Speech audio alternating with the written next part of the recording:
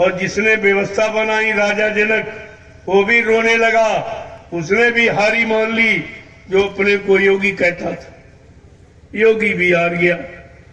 बड़े बड़े धनवान बलवान बुद्धिमान हार गए। ब्रह्मचारी परशुराम भी हार गए, उनका ब्रह्मचार नहीं काम किया। ऐसी स्थिति में गुरु बल काम करता है।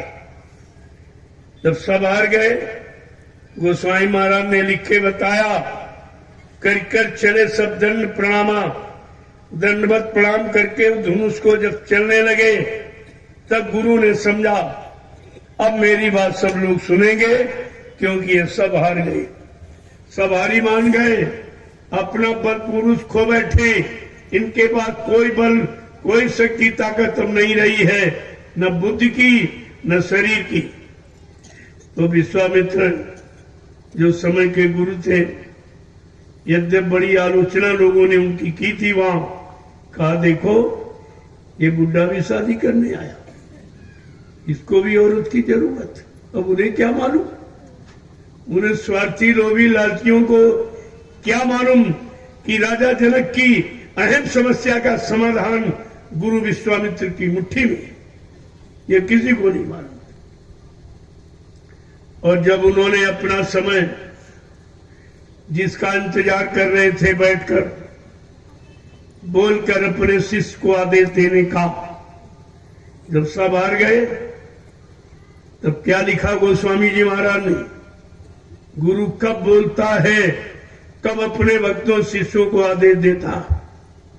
उन्होंने लिख के बताया कि विश्वामी त्रय समय शुभ जानी, अब बोले आती इसने मृदुबानी, कि उठव राम भंजब शिव चापू, और मेटवता जनक पर ताबू।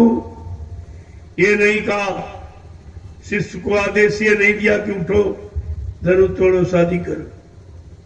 कहा जिस दुख से वो जनक राजा प्रतापी जल रहा है, दुखी है, आज उसके दुख को दूर कर दो। गुरु का आदेश हमेशा दुख दूर करने के लिए होता है, मान सम्मान लोभ लालच पाने के लिए नहीं होता।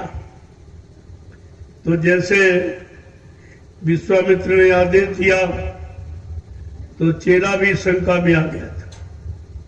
अगर चेले को गुरु अपनी शक्ति का एहसास करा दे, तो प्रेमियों अहंकार आते देर नहीं लगता। इसलिए अहंकार कभी आने ही नहीं देते, उसको हमेशा खाली ही रखते। जैसे आप लोग इस समय कह रहे हो भजन नहीं बनता, ध्यान नहीं बनता, सुमरन नहीं बनता। अगर बनने लगे तो पागल हो जाओगे, बौखला जाओगे। वो ऐसा दृश्य है, इतनी रौनक सुंदरता, मतलब यानी इतना प्रकाश है कि देखकर तुम पागल हो जाओ। उसी पागलपन में तुम चिल्लाने लगोगे। परिवार समाज देश के लोग कह रहे पागल हो गया, पागल तू बन, तो ये क्या कह रहा। अब उसकी आंख खुल गई, वो उधर देख रहा, देख के सही कह रहा। लेकिन जिनके आंखें बंद है वो कैसे मान लेंगे, वो कैसे मानेंगे कि दिव्य आंख इनकी खुल गई या गुरु की दया हो गई, उन्होंने खोल दी, इसको एहसास करा दिया जाए। लेकिन वो एहसास यहां से करोड़ों गुना ज्यादा अच्छा है और आप बर्दाश्त नहीं कर सकते। जब यहां कुछ मिल गया तब तो आप पागल हो जाते हो। ये नाशवान राजपाट धन दौलत मान सम्मान अधिकार रुपए पैसे यहां अगर मिल जाए जो जड़ है और आपका है नहीं और ना लाए ना ले जा सकते, तब आप पागल हो जाते हो। प्रभुता पाए का मदनाई, कर विचार देखो मनमाही। कोई प्रभुत्व कोई चीज मिल जाए तो गरुड़ गुमान घमंड तुरंत अपनी जगह बना लेता, और जब आया अहंकार किया कराया सब एक। कहने का मतलब गुरु के आदेश को सुनकर चेला शंका में आ गया। आपको तो कोई ऐसा आदेश मिला नहीं, बिना आदेश पाए आप शंका में चले गए। लेकिन उनके सामने ये दृश्य खड़ा किया गया था। वो देख रहे हैं कि बड़े बड़े योद्धा, बलवान बाणासुर, रावण जैसे, जिन्होंने जो अपने आप को कहते, लिखा भी है, चलत दशानन डोलत धरनी, जिसके चलने से पृथ्वी हिल जाती थी, दिग्दिगंत कंपायमान हो जाते थे, देवी देवता मारे डर के छिप जाते थे। लेकिन जनकपुरी में जो गुरु के समक्ष काम हो रहा था, उसे वो नहीं कर पाया। जहां समृद्ध समय का गुरु बैठा होता, वहां जघन्य अपराध कोई नहीं कर सकता, क्योंकि इन लोगों ने संगठन किया कि चलो एक एक से धनुष नहीं टूट रहा, और चलो हजारों लोग योद्धा उठो और मिलके जबरदस्ती तोड़ के फेंक, यानी मर्यादा समाप्त कर दी। लेकिन जहां समय का गुरु मौजूद होता है, ऐसा जघन्य अपराध नहीं होने देता। विश्वामित्र समय के गुरु थे, वो वहां मौजूद बैठे थे। उनकी मौजूदगी में अगर ये काम हो जाता कि हजारों योद्धा अगर धनुष को तोड़ देते, तो सीता का बंटवारा कैसे, झगड़ा शुरू हो जाता। स्त्री कोई बांटने वाली चीज नहीं है, लेकिन सब कहते थे हमने तोड़ा हमको चाहिए, हमने तोड़ा हमको चाहिए। तो ये जघन्य अपराध वहां नहीं होने दिया। किसने? समय के गुरु विश्वामित्र ने। उन्होंने क्या किया? सबकी बुद्धि हर की, सबका बल पौरुष खत्म, क्योंकि वो अपने गुरु बल का परिचय देना चाहते, और जो शिष्य आदेश में रहता है उसकी शक्ति का भी परिचय वो दिखाना चाहती थी, इसलिए उन्होंने ऐसा किया। लेकिन जब आदेश दिया कि उठो राम भंजो शिव चापू, मेटो ताप जनक प्रतापू, तो सुना आदेश जब, तो राम शंका में आया। लेकिन शंका में क्या तुम्हारे जैसे गुरु को छोड़ के भाग गए थे? क्या राम गुरु की शरण, गुरु के चरण, गुरु को छोड़ के चले गए थे? नहीं। कहते नहीं, शंका तो आई, लेकिन जानते थे शंका का निवारण बगैर गुरु के कोई कर ही नहीं सकता। तो उन्होंने क्या किया कि गुरु ही प्रणाम, गुरु ही प्रणाम मैं मने मने कीन्हा, और तब राघव ही उठाए धनु लीना। अपने अंदर में गुरु को प्रणाम किया। जय गुरुदेव, जय गुरुदेव, जय गुरु जी, ये जय पराजय तुम्हारे ही हाथ। आदेश आपने दिया है, शक्ति बल आपको देना पड़ेगा। आपके शक्ति बल के बगैर मैं कुछ नहीं कर सकता। जब उन्होंने प्रणाम किया, प्रणाम दया पाने का तरीका, प्रणाम शक्ति पाने की युक्ति है, और आप प्रणाम से भूल गए हो। यहां प्रणाम भूल ही गए। अगर इतिहास को पढ़ लेते कि भगवान राम को प्रणाम की जरूरत पड़ी, अपने गुरु को प्रणाम करके ये शक्ति प्राप्त की, तो तुम भी ये प्रणाम करना नहीं बोलते। तुम्हारे यहां प्रणाम खत्म, क्या आ गया?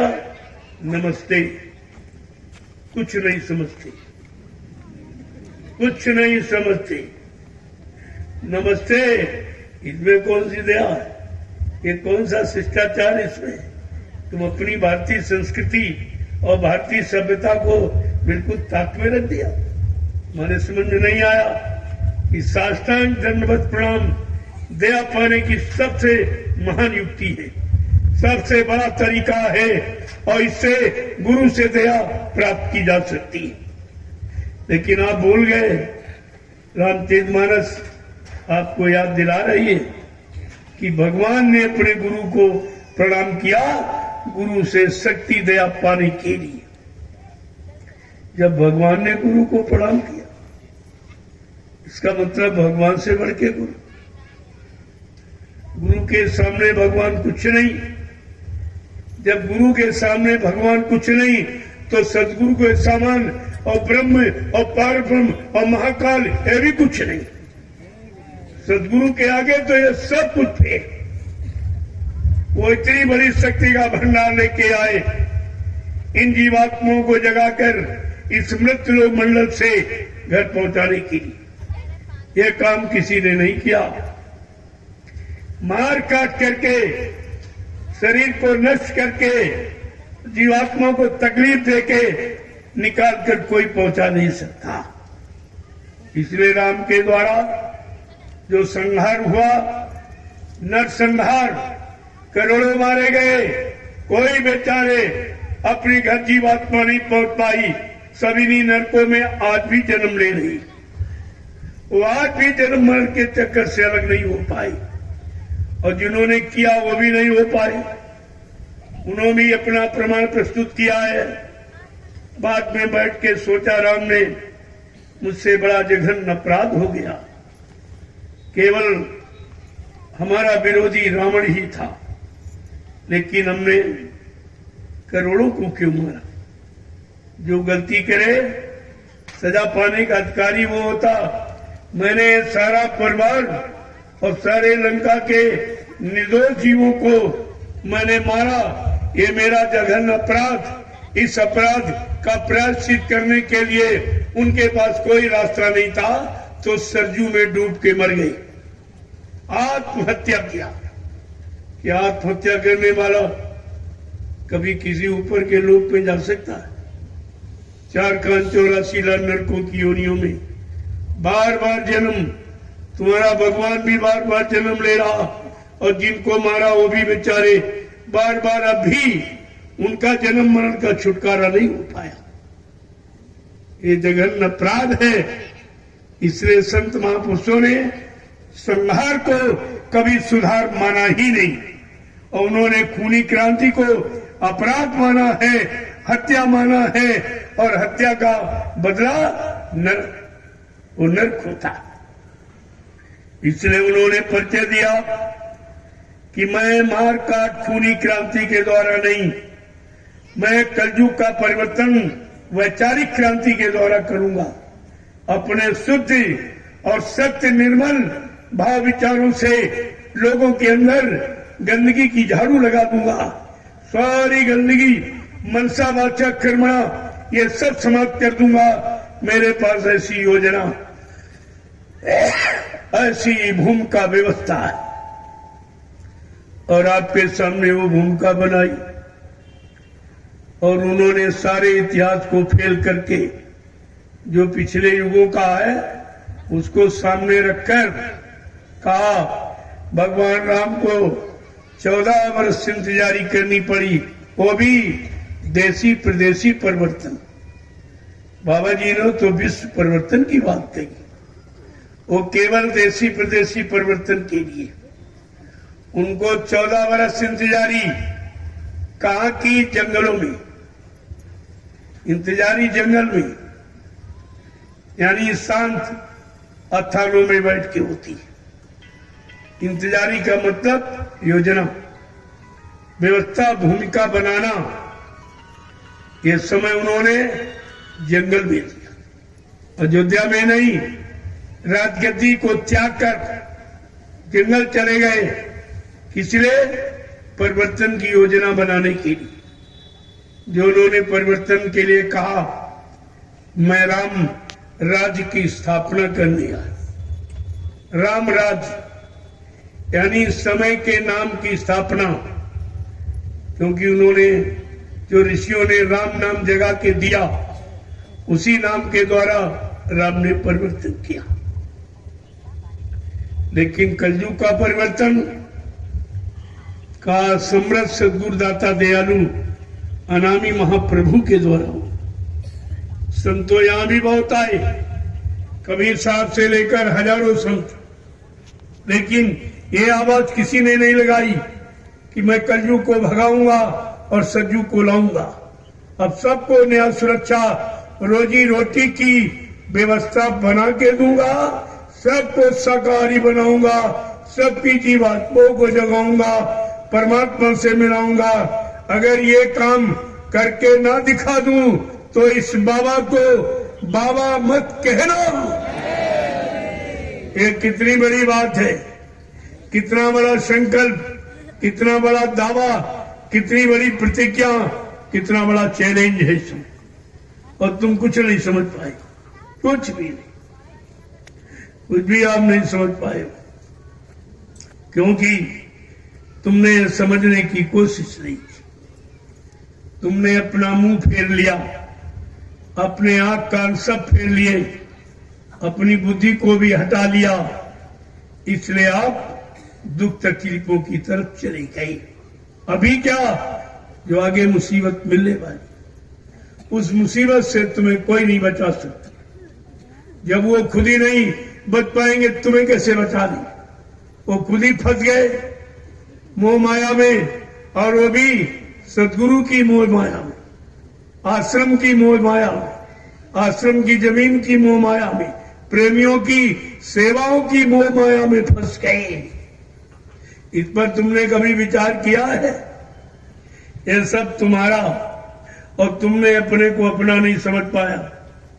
जो सेवा आपने दी मथुरा में बाबा जी के हाथ में 60 वर्ष, 10 जुलाई 1952 से 2012, उस सेवा को तुमने पूछा उनसे कि सेवा तो हमारे सब प्रेमियों की है, तुम अकेले कहते हो कि हमको वसीयत कर गए, हमको अधिकारी बना गए, ये तुम झूठ क्यों कह रहे हो?